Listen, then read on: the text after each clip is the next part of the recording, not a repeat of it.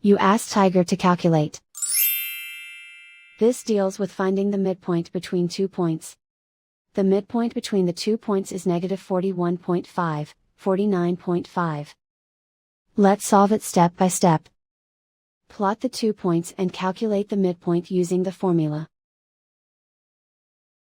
The coordinates of point 1 are, x1 equals negative 23, y1 equals 74.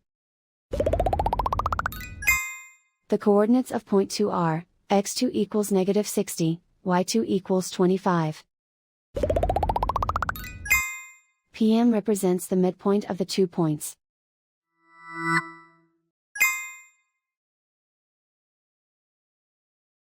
Use the x values in the midpoint formula to find the midpoints x. x1 equals negative 23.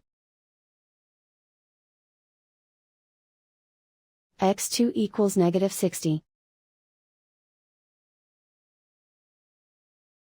Simplify the arithmetic.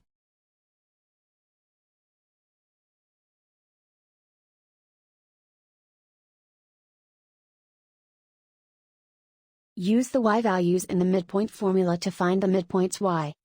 y1 equals 74. y2 equals 25. Simplify the arithmetic.